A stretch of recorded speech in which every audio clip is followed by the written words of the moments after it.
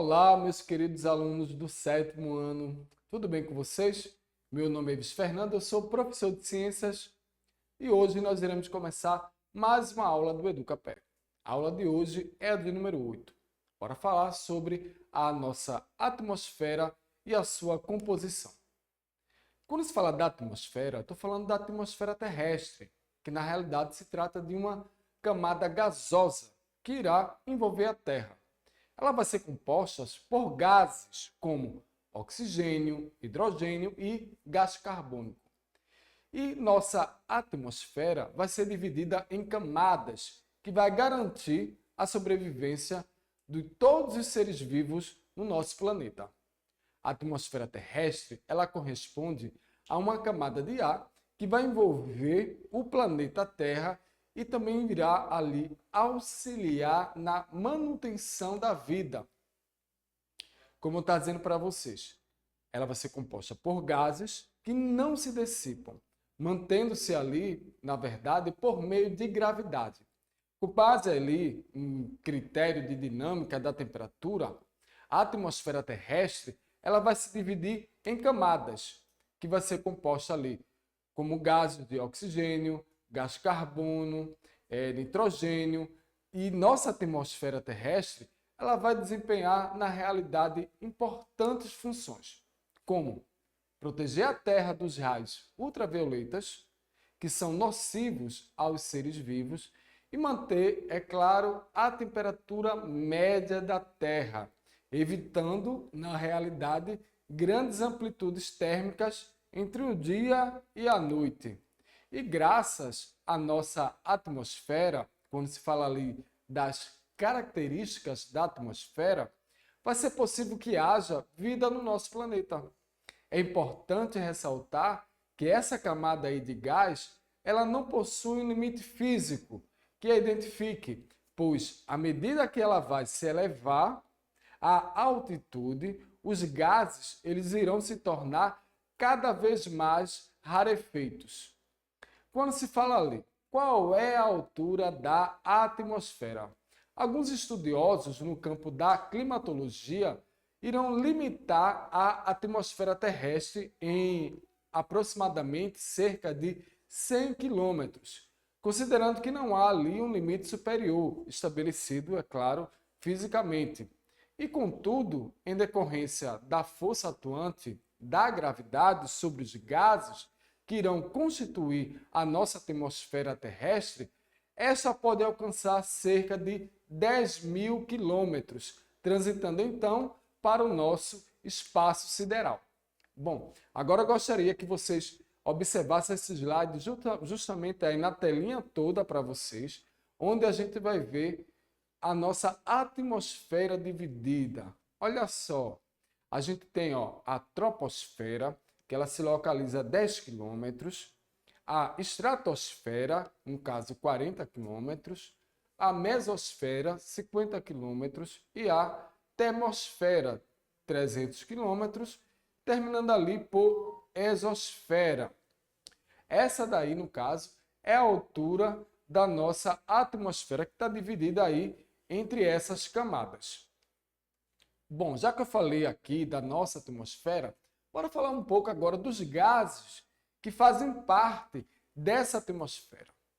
Bom, o primeiro gás, no caso, se trata aí do nitrogênio. O nitrogênio, na realidade, é um gás que representa cerca de 78% do volume da atmosfera. O nitrogênio, ele absorve poucas quantidades de calor, que é proveniente do Sol. Apesar de ser o gás que tem maior volume na nossa atmosfera, ele não apresenta um papel muito importante. Já o oxigênio, ele representa cerca de 21% do volume da atmosfera. O oxigênio é o gás que possibilita a vida no nosso planeta e que forma o gás ozônio na nossa atmosfera. Quando eu estou falando aqui do gás ozônio, vai ser justamente aquele gás que vai proteger todos os seres vivos contra os raios ultravioletas do Sol, que irão fazer parte ali da camada de ozônio. E aí, o outro gás que faz parte do ar, que faz parte da nossa atmosfera, se chama de argônio. O argônio ele vai representar cerca de 0,93% do volume da atmosfera. Por que eu estou falando desse tipo de gás? O argônio, na verdade, ele é utilizado ali na fabricação de lâmpadas e vai ser considerado um gás que é inerte, pois ele não reage com os outros gases que estão presentes na atmosfera. Assim, ele pode ser encontrado na sua forma mais pura. Outro gás que é bastante conhecido, que está na nossa atmosfera, é o gás carbônico, o CO2. Ele vai representar cerca de 0,039% do volume da atmosfera. O gás carbônico ele é encontrado na atmosfera em decorrência do processo de respiração dos seres vivos e também pode ser proveniente dos processos de combustão. Onde é que está esse processo de combustão?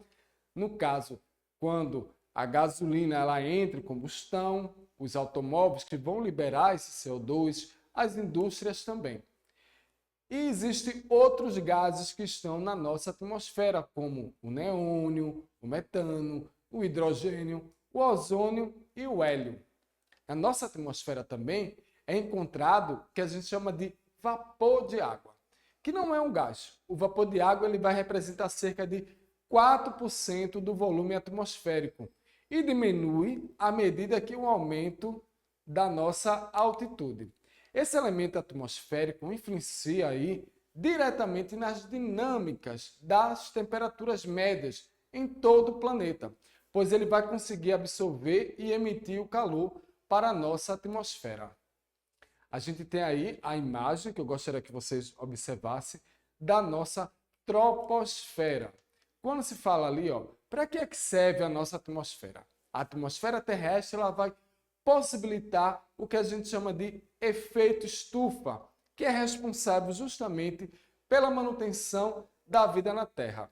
Essa camada aí de ar, que impede com que o calor proveniente do Sol ele retorne para o espaço rapidamente, irá evitar assim que grandes amplitudes térmicas entre o dia e a noite. Quando eu estou falando dessas amplitudes térmicas, elas irão acontecer justamente entre o dia e a noite. E essa camada, ela impede que o calor ele retorne para o Sol rapidamente. Por quê? Vai funcionar como um filtro, impedindo com que os raios ultravioletas que são provenientes do Sol, eles cheguem até a superfície terrestre. E vai também evitar com que os meteoritos ou fragmentos rochosos que orbitam no espaço, eles cheguem até a Terra, fragmentando-se por meio de um processo que é chamado de combustão em suas camadas. Ali a gente tem aí, mostrando de novo, as camadas da atmosfera. Olha só que legal ali, a exosfera, a termosfera, a mesosfera, a estratosfera e a troposfera.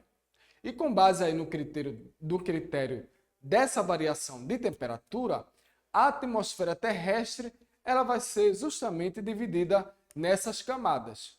E apesar da atmosfera ela ser disposta em camadas de acordo com a classificação, na realidade é preciso ressaltar que não existe limite físico entre elas, porque a atmosfera é um meio fluido, constituído principalmente por gases. Bora falar um pouco da troposfera. A troposfera, que é uma das camadas, ela vai ser a maior, né? E tem uma importância principalmente para os seres vivos, pois irá possibilitar que eles respirem. É lá na troposfera, a mais próxima da superfície terrestre, que irá apresentar uma distância de aproximadamente 17 quilômetros até o seu limite superior a um volume aí de 80%. Na troposfera também ocorre o que a gente chama de fenômenos climáticos, como chuva, granizo, nevoeiro, e é nela justamente que existe uma diminuição de temperatura, à medida, na realidade, que a troposfera ela vai aumentando a sua altitude. Agora, bora falar sobre a estratosfera. Nessa camada aí, circulam, na verdade, os aviões de carga e também de passageiros. É a segunda camada da atmosfera. E vai ser justamente nela que irá se localizar a camada de ozônio. Nessa camada aí, há um gradativo aumento de temperatura, porque existe uma pouca concentração de vapor de água e o ar ele irá se movimentar horizontalmente. Agora irei falar aí no caso da mesosfera. Já a mesosfera representa a camada mais fria da atmosfera e o seu ar ele é rarefeito. Suas temperaturas elas podem chegar a menos 90 graus Celsius. Isso aí em decorrência da baixa concentração de moléculas e também porque a redução de calor que é proveniente da camada de ozônio. Depois da mesosfera vem a termosfera, que é conhecida também como ionosfera, em decorrência ali da grande concentração de íons. Ela irá apresentar altas temperaturas que podem chegar até 1.500 graus Celsius à medida que existe um aumento da altitude. Na atmosfera, que no caso é uma camada, vai ser possível observar um fenômeno óptico, que ele é conhecido como aurora polar ou aurora boreal e aurora austral. Lá na atmosfera orbitam também os ônibus espaciais. E agora a gente vai falar da exosfera, que na realidade se trata da última camada da atmosfera. Ela representa a transição entre a atmosfera e o espaço sideral. Nela, o ar ele vai ser o quê? Rarefeito e constitui-se por hélio e hidrogênio. Suas temperaturas podem atingir, na realidade, 1.000 graus Celsius. Isso exige com que as naves espaciais elas sejam construídas com um material que seja resistente às altas temperaturas. Eu agora falei para vocês nessa aula um pouco da nossa atmosfera, a composição e qual era o seu papel fundamental para a nossa vida. Eu vou ficando por aqui e a gente se encontra aí na próxima aula do EducaPE.